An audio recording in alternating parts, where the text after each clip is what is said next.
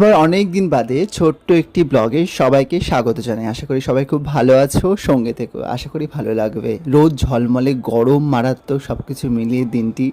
আর বেরিয়ে পড়েছি আমি, কোথায় যাচ্ছি? নামলাম এইমাত্র বাগবাজার স্টেশনে, আর এত রোদ্দুর, আকাশটা দেখো পুরো শরতের আকাশের মতো। আর আমি ছাতা নিয়ে নিয়েছি অ্যাজ ইউজুয়াল, বিকজ প্রচণ্ড রোদ্দুর আর রোদ লাগাতে ইচ্ছে করছে না।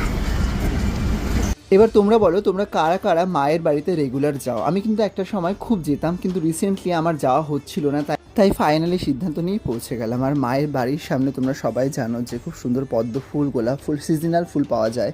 একটা কাকু এবং কাকিমা ওখানে ফুল বিক্রি করেন। সবথেকে বড় কথা, দোকানটা এত সুন্দর দেখতে, মাটির লেপ দেওয়া। কিন্তু কাকু একটা জিনিস শেয়ার করলো আমাকে, যে দোকানটা নাকি সেখানে থাকবে না, কারণ মন্দির চত্বর আরও বড় হবে এবং তার ফলে দোকানটা সরিয়ে অন্য কোথাও হবে। তো উনি বলছিলেন। আমি একটা পদ্ম নিয়ে মায়ের বাড়িতে ঢুকে, আর এই ছবিটার দিকে তাকালে যেন মনে হয় মা সবার জন্য অপেক্ষা করে বসে রয়েছে। যাই হোক, উপরে উঠে গেলাম, উপরে উঠে দেখছিলাম চারপাশটা, মনটা না ভারী শান্ত হয়ে যায়, খুব ভালো লাগে সত্যি কথা বলতে। আশা করি তোমরা রিলেট করতে পারবে, তোমরা যারা রেগুলার যাও।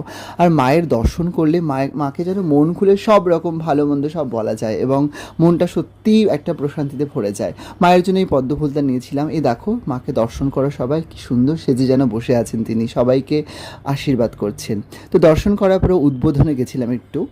উদ্বোধনে একটা বই কেনার ছিল, আর কিছু ধূপকাঠি নিয়ে নিলাম, একটুখানি দরকার ছিল। গিফট পেতে কার না ভাল লাগে। আর সায়ন্তন আমার জন্য এনেছে, অনেকদিন পরে দেখা ওর সাথেও ইভেন।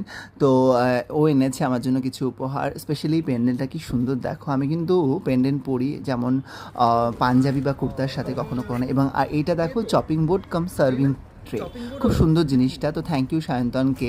আচ্ছা, তোমরা যারা মায়ের বাড়ি যাচ্ছ, প্রসাদ পেতে হলে কিন্তু অবশ্যই সকালবেলা 9:30 থেকে 10:30-র মধ্যে যেতে হবে, কুপন কাটতে হবে, তারপর প্রসাদ পাবে।